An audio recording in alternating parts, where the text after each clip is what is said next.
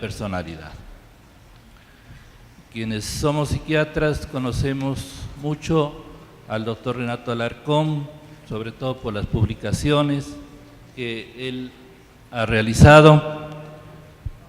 El doctor Renato Alarcón, nacido en Perú, pero vive en Estados Unidos, es médico psiquiatra, máster en salud pública, investigador y tratante de la Clínica Mayo de los Estados Unidos y profesor universitario de la Escuela de Medicina de la Universidad Cayetano Heredia en Lima.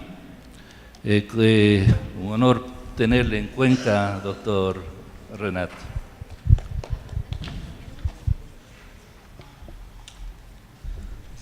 ¿Funciona? Mi doctor, con este le adelanta y este le pongo.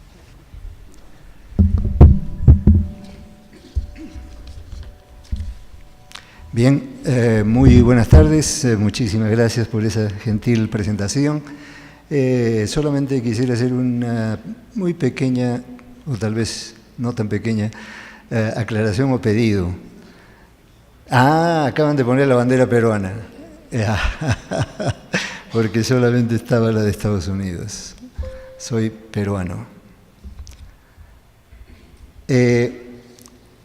Mis saludos a todos ustedes y quiero expresar también mi gran placer por participar en este evento, el 6º Congreso del CRA y el Congreso de Patología Dual, que me permite compartir una grata experiencia con todos ustedes y renovar contactos, hacer nuevas amistades y sobre todo gozar de la hermosura de la ciudad de Cuenca y de la hospitalidad de su gente. En cuanto a la presentación que vamos a tener en los siguientes minutos, esta es la agenda, el orden de los temas que tocaré. Se ha dicho varias veces en el transcurso de este evento que la reiteración de conceptos es casi inevitable, o sea, se van a reiterar, a repetir algunos conceptos, pero indudablemente eso ayuda también a acentuar aspectos importantes del tópico central de este congreso. Mi presentación, por lo tanto, no será una excepción.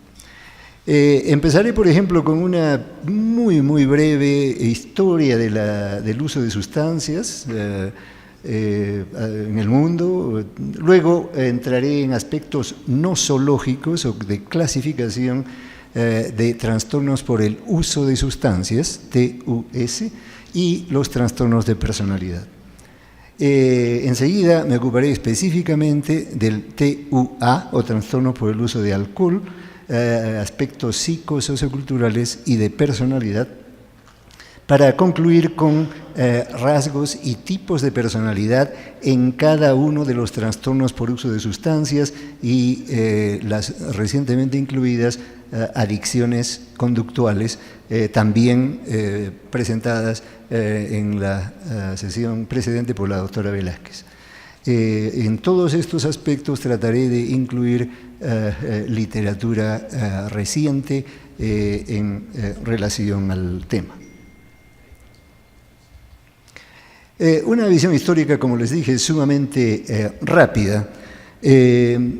Nos señala que antes del siglo XV se tenía obviamente versiones provenientes especialmente del Lejano Oriente, los primeros contactos del mundo llamado occidental con el Lejano Oriente, pero obviamente el uso de sustancias es tan antiguo como la humanidad misma. Hay reportes anecdóticos, en particular en relación al uso de opiáceos. Luego, entre los siglos XVI a XVIII, en nuestro caso, viene el descubrimiento de América y las primeras exportaciones de coca hacia el continente europeo. Es interesante señalar que su uso, sin embargo, en Europa estaba fundamentalmente destinado a las llamadas castas privilegiadas. En el siglo XIX el uso se hace ciertamente más generalizado, los cultivos de algunas de estas drogas en su forma vegetal, se hacen legales, empiezan ya las primeras celebridades en el mundo de las artes, en el mundo de la creatividad, o también en el sector político, gobernante de muchos de los reinos de fines del siglo XIX, y además sobrevienen los primeros estudios científicos en torno a estos temas. Y finalmente, el siglo XX nos trae observaciones clínicas, estudios biológicos sistemáticos, la ubicación nosológica, es decir, dónde, cómo y en qué forma se deben clasificar estos trastornos, cosa que continúa hasta el momento con los enfoques de DSM, RDoC, RDoC y, por supuesto, la clasificación internacional de enfermedades. También el siglo XX trae primeras evidencias de enfoques terapéuticos y a lo largo de toda esta historia debates complejos, sumamente difíciles, muchas veces con mucha inquina, pero dentro de esos debates la inclusión, por ejemplo, que se ha visto varias veces en este congreso, del uso medicinal y de legalización de algunos compuestos han sido puntos saltantes. La visión histórica continúa con lo que yo llamo el enfoque secuencial del consumo de sustancias. Para que ustedes vean rápidamente,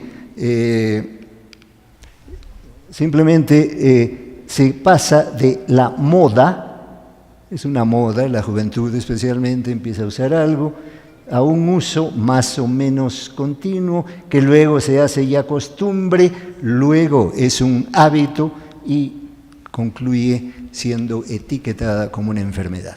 Esta es una secuencia que responde un poco a la historia del consumo de sustancias. Pero por otro lado, hay también otra secuencia, la de la presión social, que se ha hablado ya muchas veces en el transcurso de esta reunión, que poco a poco se convierte en vicio. Luego entra en el terreno judicial para convertirse en delito, el cual invoca un castigo que resulta en la alienación, tanto del que comete el delito, entre comillas, cuanto por parte de la sociedad en la cual él se alberga. Por otro lado, hay un término que no se ha usado, al menos yo no lo he escuchado en el transcurso de varias de las presentaciones, que es el término de estigma. En realidad, estigma existe en el campo del abuso de drogas, abuso de sustancias, y es un punto de debate que requiere, por cierto, un enfoque muy objetivo. Trastornos por uso de drogas o de sustancias y personalidad son entidades independientes, que en este caso, como ya lo señaló también la doctora Velázquez, hablamos de trastornos por uso de sustancias e incluimos ahí drogas y alcohol. Luego, entidades de identificación reciente, juego patológico y adicción a Internet. Ahora bien, no estoy diciendo que estos están incluidos, pero el juego patológico está incluido, pero son ejemplos de estas llamadas conductas adictivas o adicciones conductuales. Y es otro tipo de trastornos, pero de todas maneras están cerca los unos de los otros. Y, o como entidad independiente, que va a ser parte de esta presentación, por cierto, los llamados trastornos de personalidad.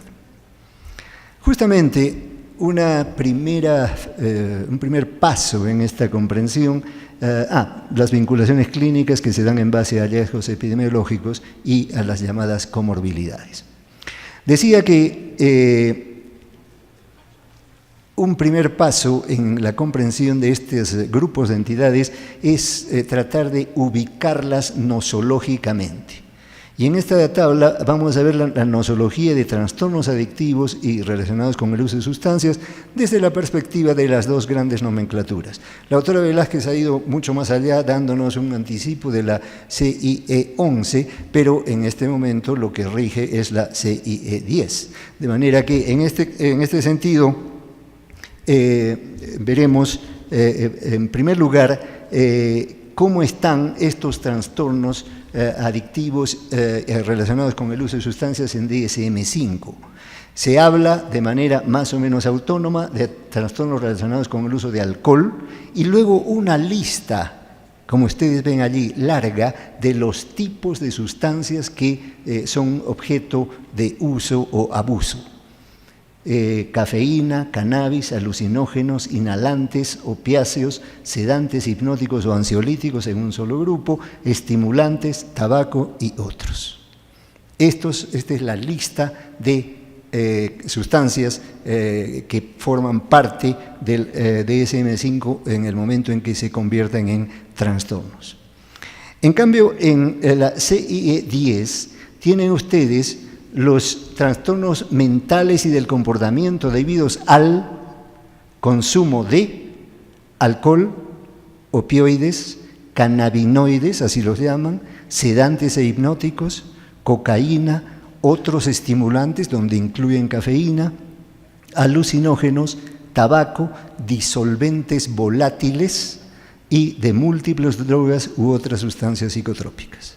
Esta es la terminología utilizada en las dos nomenclaturas para los trastornos por uso de sustancias. Y es importante ver tanto las semejanzas cuanto las diferencias. No hay tiempo, obviamente, para analizar esto en detalle. Enseguida vamos a presentar el tema rápidamente también, desde la perspectiva nosológica, el tema de trastornos de personalidad. No voy a definir personalidad, tampoco temperamento, carácter, todos los conceptos ligados al concepto de personalidad, pero sí voy a insistir en 3 o 4 puntos. El primero, la vigencia e impacto clínico de trastornos de personalidad está en crecimiento, tanto desde el punto de vista clínico cuanto desde el punto de vista de salud pública.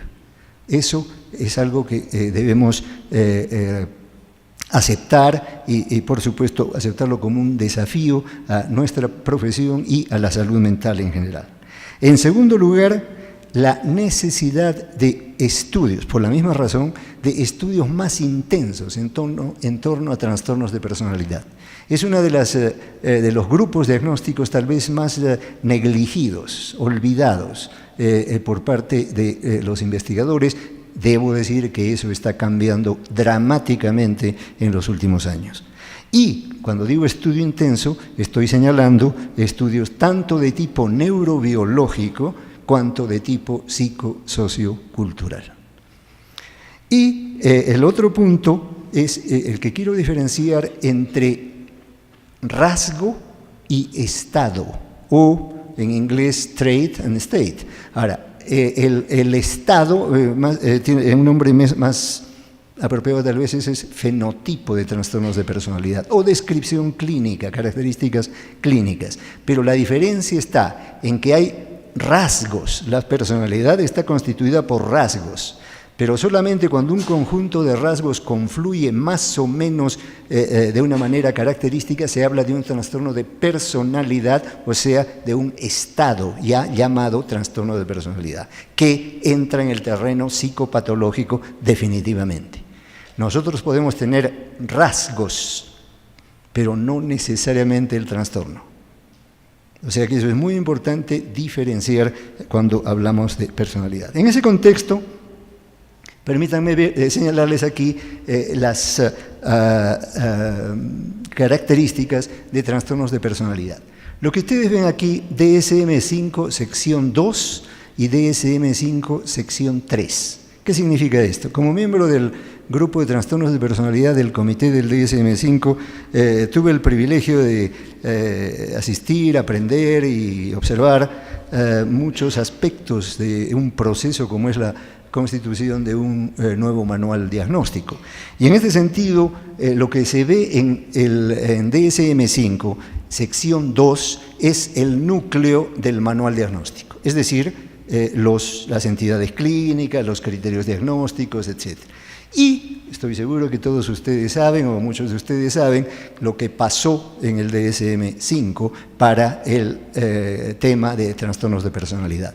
El grupo de trabajo presentó una propuesta de cambio que no fue aceptada y, por lo tanto, se repitió en DSM-5, sección 2, la sección central del manual, la nomenclatura del DSM-4.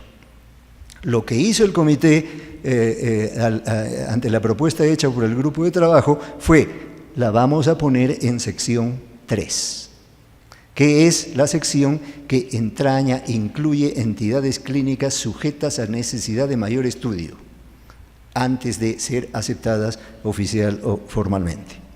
Entonces, como ustedes ven, en el DSM-5 sección 2 hay un total de 11 entidades, de 11 tipos de personalidad: paranoide, esquizoide y esquizotípico en el llamado clúster A, antisocial, limítrofe, histriónico y narcisista en el clúster B, personalidad de tipo evitativo, dependiente y obsesivo compulsivo, C, y otras condiciones médicas que, además, debido a condiciones médicas, pero además otros incluye trastornos específicos que se señalan y no especificados. Eso está en la sección 2 y es lo que oficialmente rige el uso del DSM-5 en cuanto a trastornos de personalidad. Pero en la sección 3, como ustedes ven, hay menos entidades o tipos de personalidad. El esquizotípico, antisocial, limítrofe, narcisista, evitativo y obsesivo compulsivo. Hay otro especificado por rasgos. Esto requiere no solamente una sesión especial, sino un congreso tal vez sobre trastornos de personalidad, pero el punto que trato de señalar aquí es que el número es menor porque el comité, el grupo de trabajo concluyó que la investigación en torno a varios de los tipos no incluidos era pobre. Más aún, originalmente el grupo propuso que narcisista no debería ser un tipo de personalidad, sino tal vez un rasgo o un dominio, lo que se quiera, pero no un tipo de personalidad. ¿Por qué? Porque los estudios sobre personalidad narcisista son sumamente insuficientes en muestras no representativas y con comorbilidades tan abundantes que más que nada parece ser, como digo, un rasgo. Y efectivamente, vemos rasgos narcisistas en personalidad limítrofe, vemos rasgos narcisistas en personalidad antisocial, ¿no? Y la sola personalidad narcisista usualmente nunca viene sola. Ese es un punto, una vez más, de gran discusión y muy, muy ilustrativo. Entonces, los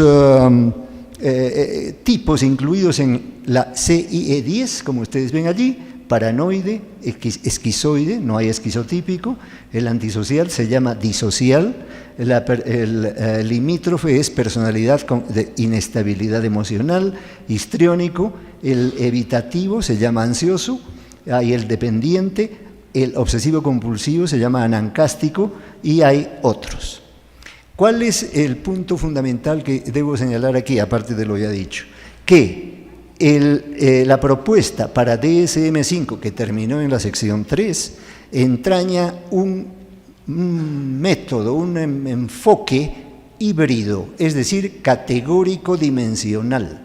No es solamente categórico. En la sección 2 es el modelo categórico o categorial, lo mismo que en CIE-10.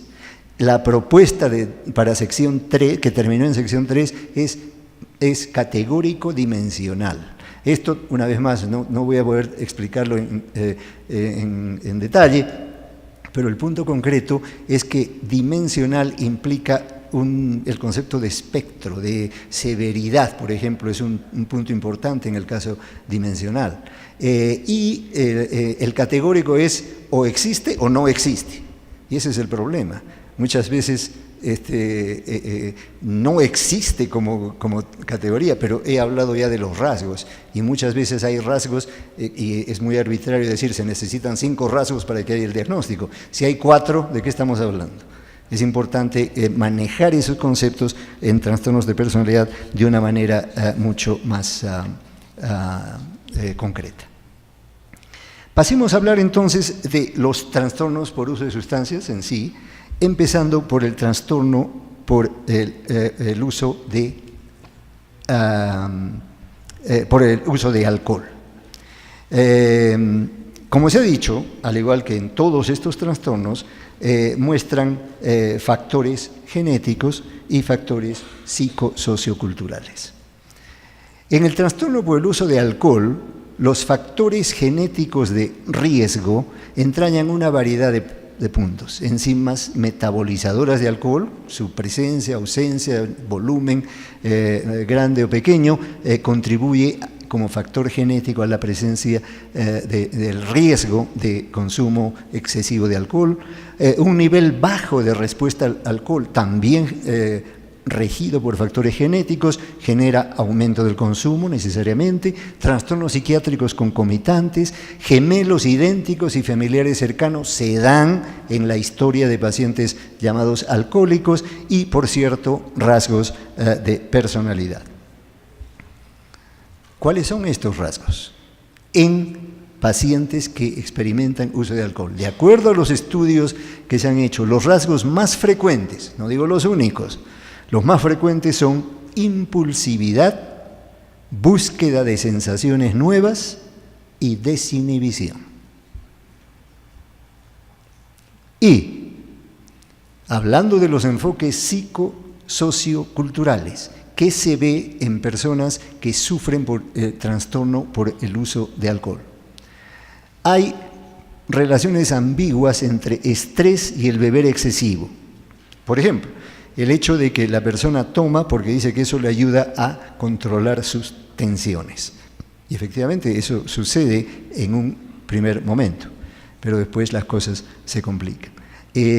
Pero ese es un enfoque, lo llamamos psicosociocultural, más pertenece a lo a la parte psicológica de este enfoque. Luego, la experimentación en el uso de alcohol como expresión de esfuerzos autorreguladores o autorregulatorios. ¿Qué quiere decir esto? La persona bebe porque sabe que necesita algún tipo de autorregulación de sus impulsos, de sus emociones, y empieza a experimentar con esto que me han dicho que hace bien. Hay también altas expectativas personales en relación a efectos del alcohol, lo cual obviamente induce a una mayor frecuencia y a una mayor magnitud del acto de beber. Todos estos son factores psicosocioculturales que contribuyen al trastorno por el uso de alcohol. Luego, se ha dicho varias veces, la percepción de la magnitud del beber entre los pares del individuo afectado. ¿Qué quiere decir esto? Que los pares beben en exceso y la persona en cuestión no quiere quedarse atrás. Por lo tanto, el impacto de la presión de pares es significativo. Factores ambientales, la disponibilidad del licor, prácticas parentales o familiares. Y creencias y prácticas religiosas que, sin proponérselo naturalmente, pueden contribuir al hábito que luego se convierte en cuadro clínico definido. Y hay, por cierto, teorías psicodinámicas, no voy a elaborar sobre esto, pero se dice que el alcohol jugaría un rol masculinógeno en personas cuya identidad sexual, de acuerdo a teorías psicodinámicas, es cuestionable. Estos son puntos que se prestan a discusiones realmente fascinantes. Ahora bien, ¿qué tipo de personalidad predomina en pacientes con el uso de alcohol? Predomina, no quiero decir que ese es el único, ni quiero decir que todos los que tienen este tipo de personalidad van a terminar con el cuadro alcohólico. En primer lugar, la personalidad antisocial 80% de personas con personalidad antisocial experimentan serios problemas con alcohol y abuso de sustancias, bien conocido. Ahora, el 15% de varones y 5% de mujeres con trastorno por el uso de alcohol y trastorno por uso de sustancias tienen personalidad antisocial. Hay antecedentes de trastornos de conducta en la adolescencia, violencia, impulsividad y esta tendencia a no aprender de sus propios errores. Todas estas son observaciones clínicas documentadas en la literatura, no son ocurrencias mías o de unos pocos. El impacto en la evolución, el impacto de la personalidad antisocial en la evolución del trastorno por el uso de sustancias y de alcohol en particular, abandono prematuro del tratamiento. Hay una mejoría limitada y hay una conflictiva relación médico-paciente que indudablemente traduce otros aspectos de la conducta interpersonal del individuo afectado. Y hay también, aparte de antisocial, otras trastornos de personalidad en las cuales se da trastorno por el uso de alcohol en abundancia, son la personalidad limítrofe y la personalidad paranoide, pero en mucho menor escala que la antisocial, y se aconseja diferir ambos diagnósticos hasta por lo menos un mes de abstinencia. Ahora, una vez más quiero insistir, no se trata de pensar que todos los pacientes con problemas de alcohol son personalidad antisocial, no. Simplemente es importante explorar, o pueda que tenga rasgos de personalidad antisocial, pero no personalidad antisocial como tal. Y eso es algo que uno no puede dejar de insistir. Ahora bien, voy a empezar entonces una revisión de todas las sustancias de abuso, y voy a seguir más que nada la nomenclatura de DSM-5. Todas las sustancias, vamos a explicar en cierto modo sus nombres generales, sus características clínicas y los rasgos o tipos de personalidad que de acuerdo a la literatura están más vinculados a cada una de estas, al uso o abuso de cada una de estas sustancias, de acuerdo a literatura reciente. Empecemos, son 8 clases de sustancias a propósito. Estimulantes. Incluyen cocaína, anfetamina y compuestos similares. En la literatura no hay mención de específicos trastornos de personalidad, es decir, mención fuerte. Hay algunos estudios que muestran, pero no es una mención tan categórica como uno esperaría. Y es interesante anotar que en el uso de estimulantes hay un uso compulsivo o habitual e inducción de un síndrome obsesivo-compulsivo. Síndrome obsesivo-compulsivo en pacientes que toman o abusan estimulantes. Son observaciones clínicas que vale la pena tener presente. Y en cuanto a rasgos heredables de personalidad, ¿qué se ha encontrado de preferencia en pacientes que abusan estimulantes? Un alto grado de búsqueda de novedades como un rasgo importante, la búsqueda de nuevas sensaciones. Un bajo grado de evitamiento del daño, evitamiento de daño. Ahora, estos términos, búsqueda de novedades, evitamiento de daño, etcétera, son términos derivados de las contribuciones de Robert Cloninger, por si acaso, al estudio de trastornos de personalidad. Hay, por otro lado, un autocontrol empobrecido en individuos que abusan estimulantes. Hay déficits en funciones ejecutivas y niveles altos de rasgos ansiosos. Esto es importante desde el punto de vista clínico de tener presente para explorar o confirmar cuando tenemos un paciente que abusa anfetamina, cocaína o compuestos similares. Abuso de cafeína. Hay una estrecha asociación en la literatura entre el uso de cafeína con el uso de cigarrillos y sedantes. Hay menciones de conducta antisocial en usuarios excesivos de cafeína, pero esto una vez más es una mención, no es la personalidad antisocial. Por otro lado, el uso de más de 200 miligramos al día se ha asociado con un rasgo que Cloninger llama búsqueda de nuevas sensaciones en el uso de cafeína. Alucinógenos. Otros nombres, como ustedes saben, psicotomiméticos, agentes psiquedélicos, y hay este trío de términos que es interesante señalar. Empatógenos, ese es, obviamente, se dan cuenta a qué se refiere. Entactógenos, que quiere decir simplemente al establecer contacto, que son compuestos que ayudan a establecer contacto con otros, y enteógenos, son compuestos que provocan sensaciones de tipo teológico, semejantes a experiencias religiosas. Y entonces estos son términos relativamente nuevos para los alucinógenos.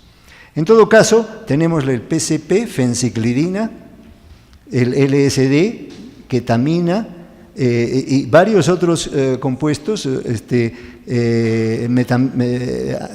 aspartato, metilaspartato, antagonistas, anticolinérgicos, delirantes, opioides kappa, alcaloides iboga, etc. Diversos tipos, nombres, compuestos en el grupo de alucinógenos. La mayoría de usuarios de alucinógenos son menores de 25 años. El craving en pacientes que usan o abusan alucinógenos es infrecuente. No hay mención en la literatura de trastornos de personalidad específicos para aquellos que abusan alucinógenos. Y se da el fenómeno único, en comparación a los demás compuestos, del trastorno de percepciones alucinogénicas persistentes, los llamados flashbacks. No se dan en ningún otro tipo de sustancias. Quiero mencionar aquí, porque acabo de recordarlo, que alucinógeno, por ejemplo, ketamina, es un alucinógeno, sin embargo está volviéndose muy popular para el uso de depresiones severas con conducta suicida intensa, con alivio casi inmediato en las salas de emergencia. Esta es la ketamina, uno de cuyos descubridores es un psiquiatra argentino, Carlos Zárate. Bien, el punto que trato de señalar aquí es que el uso de alucinógenos, el uso médico de alucinógenos, que en este momento cobra actualidad no solamente con ketamina, que es un alucinógeno, y marihuana en términos más generales, en un tiempo, y de nuevo está volviendo a los campos de investigación y de laboratorio, el LSD se usó para el tratamiento de alcoholismo. Y lo usó un pionero de la investigación biológica, un británico llamado Humphrey Osmond, que utilizó LSD primero en Inglaterra y luego en Canadá para el tratamiento de pacientes con el diagnóstico de alcoholismo en aquel entonces. Estamos hablando de los años 50, 60. Vino después, Humphrey Osmond era considerado la figura cimera de la investigación biológica en su tiempo. Llega, sin embargo, la epidemia del uso de LSD en los campus universitarios y Sandoz dejó de donar el compuesto para estudios de investigación. Los usuarios de LSD entraron a formar parte de un componente diagnóstico enorme, especialmente en gente joven, y investigadores como Osmond, que habían dedicado buena parte de su esfuerzo a estudiar efectos médicos de LSD, sencillamente fueron aislados. Lo despidieron de su cargo, solamente yo tuve la suerte de conocerlo personalmente porque un amigo suyo le consiguió un puesto obscuro en un hospital psiquiátrico, en un manicomio de Tuscaloosa, Alabama, ¿no? a Humphrey Osmond. en su momento gran figura de la investigación neurobiológica. Y Osmond, sin embargo, hace 4 años salió un libro publicado por una psicóloga en la Universidad de Saskatchewan, en Canadá, donde trabajó Osmond, ¿no?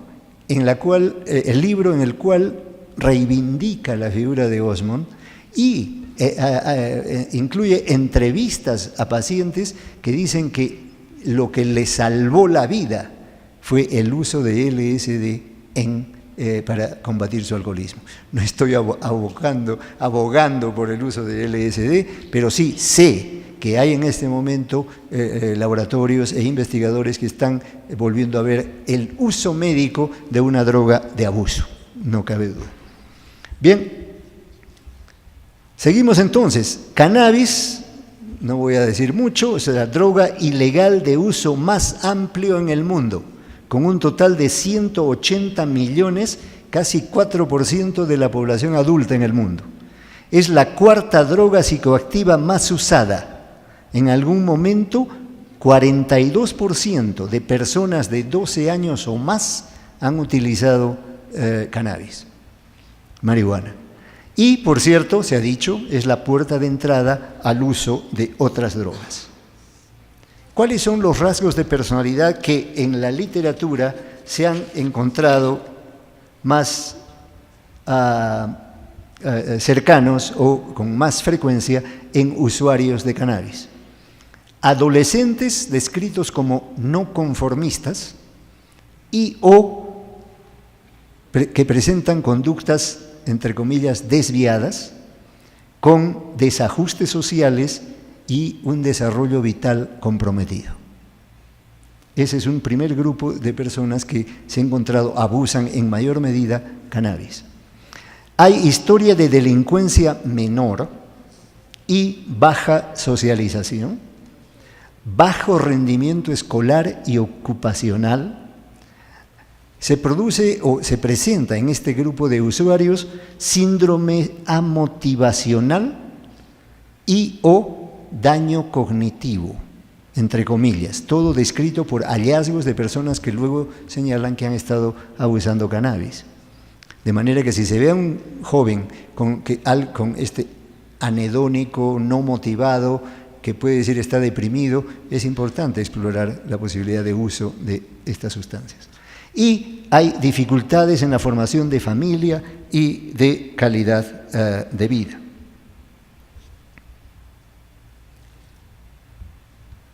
Perdón. Inhalantes.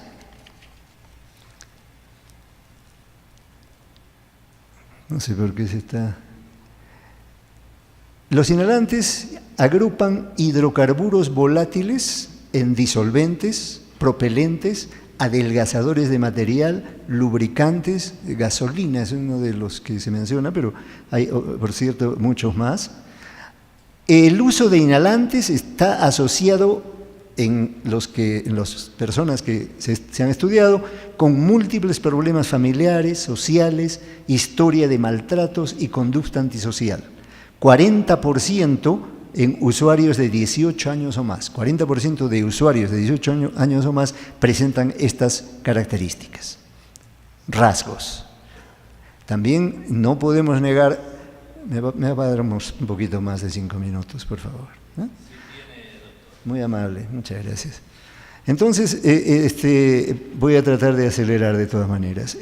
Pero el uso de inhalantes se asocia con estas características. Una vez más decía, no estoy diciendo que esto es exclusivo de los usuarios de inhalantes, pero se da con más frecuencia en la literatura consultada. ¿Y cuáles son los factores intrínsecos de temperamento, personalidad y conducta en estos usuarios de inhalantes? Impulsividad y conductas riesgosas, conducta interpersonal violenta de inicio temprano, inestabilidad afectiva en la familia, engaño, o sea, cheating, les gusta engañar, manipular a otros, robos pequeños, pero robos al fin, poco interés en los estudios, historia de expulsiones de la escuela, etc. Fugas del hogar, vínculos con personas en problemas, padres permisivos o indiferentes, con historia policial o de uso de drogas y 30 a 40% de jóvenes en prisión, interesante, muestran historia de abuso de inhalantes. En cuanto a tabaco, trastorno a menudo ignorado o subestimado. Sin embargo, es un problema de salud pública desde otras perspectivas, como bien lo sabemos. Se ha asociado uso excesivo de tabaco con suicidio y serios problemas de salud física, respiratorios, cardiovasculares, cáncer, etc. ¿Qué rasgos de personalidad se encuentran con mayor frecuencia en usuarios excesivos de tabaco? Una alta necesidad de conformar a otros, lo cual refleja una autoestima pobre. Un bajo rendimiento escolar, rebeldía y síntomas depresivos. Esteroides anabólico androgénicos. ¿Cuáles son los factores de riesgo? Trastornos de conducta, distorsión de la imagen corporal y preocupaciones con muscularidad. ¿Quiénes son estos personajes? Son generalmente aquellos en el mundo de los deportes que usan anabólicos para desarrollar más musculatura, ganar, triunfar, etc. Está incluido en la lista de DSM-5 y las consecuencias son conductas violentas o homicidas y síntomas psicóticos francos. Opioides. En el DSM-5 se incluyen 11 criterios de trastornos por el uso de opioides en 4 categorías. Control dañado, o sea, se abusa opioides porque el autocontrol está dañado, una categoría. Porque hay un perjuicio social, es otra. Uso riesgoso y uso por las propiedades farmacológicas. O sea, son 4 grupos de gentes que abusan y desembocan en el uso de opioides por diversas razones. En la CIE se habla, ya se dijo anteriormente, abuso, que puede ser uso peligroso o trastorno por uso de opioides leve, y dependencia, que agrupa trastornos por uso de opioides moderado a severo. ¿Qué factores psicosociales intervienen en el uso de estas sustancias? Presión social, la disponibilidad, lamentablemente por mafias y grupos, daños funcionales, transición a heroína, es un paso relativamente frecuente, y uso endovenoso de opioides prescribibles. Y luego la subcultura del uso de opiáceos que determina disfunción familiar, deserciones escolares, pobreza, discriminación, desempleo, crimen, etc. ¿Y qué factores de personalidad o temperamento influyen o están presentes en mayor medida en el caso de abusadores de opioides? Valorización o excesiva valorización del concepto de independencia. Yo hago lo que quiero. Una búsqueda de novedades, toma de riesgos e impulsividad. Y el trastorno de personalidad antisocial predomina y tiene a trastorno depresivo mayor y trastorno por estrés postraumático como comorbilidades más frecuentes. Sedantes, hipnóticos y ansiolíticos son benzodiazepina, barbitúricos y misceláneos. Los factores sociodemográficos más presentes en adolescentes, un riesgo mayor con el avance de la edad, 20% en ancianos. Es interesante que haya un abuso de estos en buena medida en gente anciana.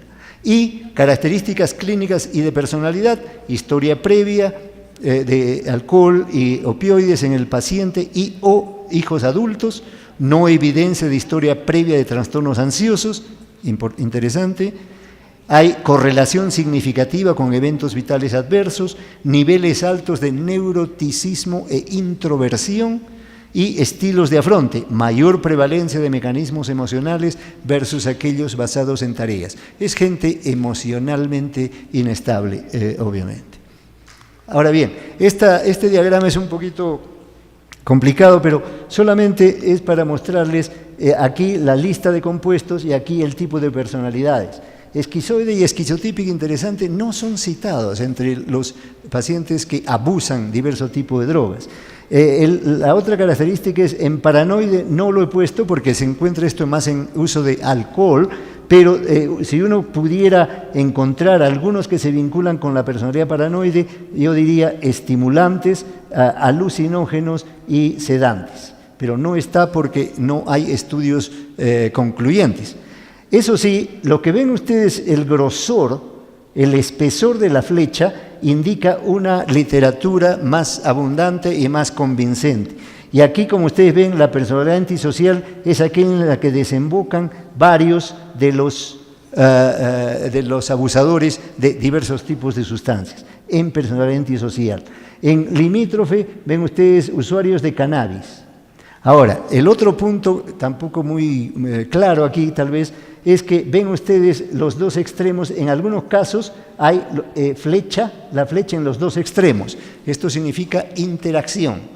Esto se explica mejor, por supuesto, en un texto, ¿no?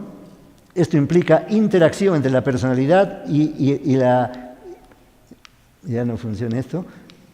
Y la droga de abuso, pero hay unas en las que no hay la flecha, sino en una sola dirección. El caso de narcisista que induce al uso de opioides, más que cualquier otro. O sea, hay una variedad de combinaciones entre tipos de personalidad y abuso de sustancias.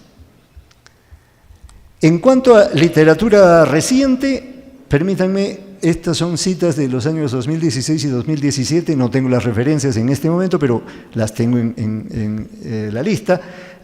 Disminución en la capacidad de toma de decisiones. Esto es trastornos de personalidad y trastornos por el uso de sustancias en términos generales.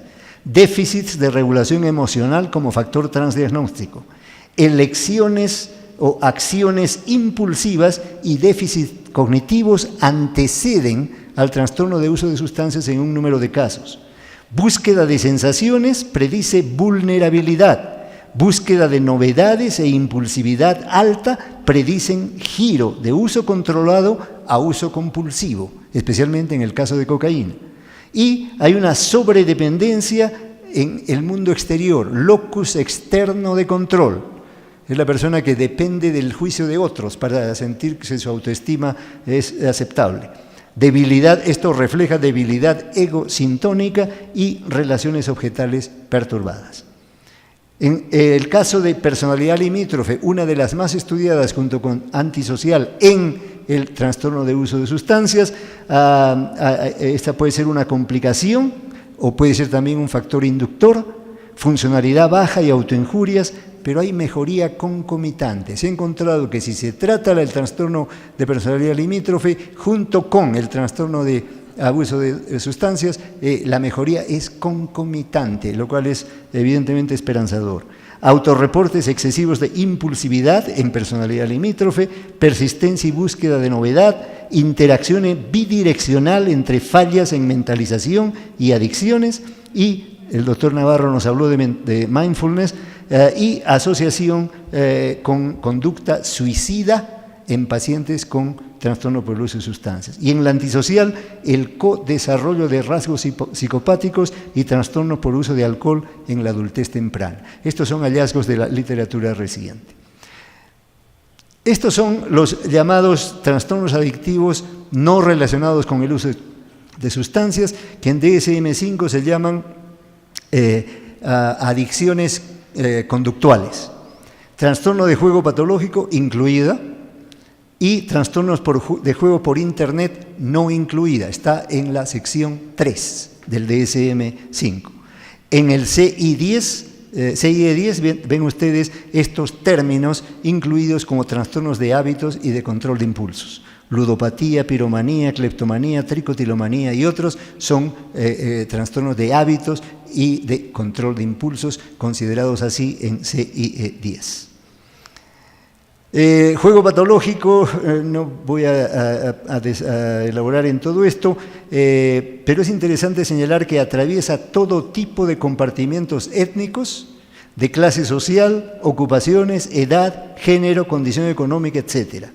Un punto importante de dónde florece el juego patológico está acá. Florece en sociedades materialistas que estimulan competitividad, escaso interés por el ahorro e intensa admiración por la riqueza. conceptos socioculturales y antropológicos sociales muy importantes. Aspectos conductuales relevantes en el juego patológico: historia de abuso verbal y sexual en la niñez. Una forma frustra de trastorno de déficit de atención con o sin hiperactividad. Se le considera así, una forma frustra. Alta competitividad desde la adolescencia con intensa participación en actividades deportivas. Inteligente, la persona es inteligente, pero no profundamente intelectual. Individualista, sumamente independiente, muestra alta confianza en sí mismo al punto de abrumar a otros. Sin embargo, esto también se ha encontrado que es un poco artificial, que es un poco el esfuerzo mismo del propio individuo por autopersuadirse o autoconvencerse. El último que ven allí es aire de elitismo grandioso, ¿no? Y demostraciones exageradas de orgullo. Todas estas son rasgos conductuales presentes en individuos que tienen el diagnóstico de juego patológico. Finalmente, las comorbilidades de juego patológico las tienen allí, de mayor a menor medida, los trastornos de personalidad más frecuentes y la personalidad antisocial, una vez más, ocupando los primeros lugares en esta entidad. Estas son hallazgos de literatura reciente que no voy a elaborar, y permítanme entonces concluir. La relación entre trastornos por uso de sustancias y trastornos de personalidad representan un complejo desarrollo histórico, nosológico y clínico. En trastorno por el uso de alcohol hay factores genéticos, psicosocioculturales y vigencia de trastornos de personalidad, especialmente antisocial. Y antisocial ocupa un lugar preferente en varios de los otros trastornos por abuso de sustancias. Hay un total en DSM-5 de 8 trastornos por uso de sustancias y 2 adicciones conductuales. Hay una relevancia desigual pero igualmente significativa de rasgos y tipos de personalidad. No olvidemos esa diferencia.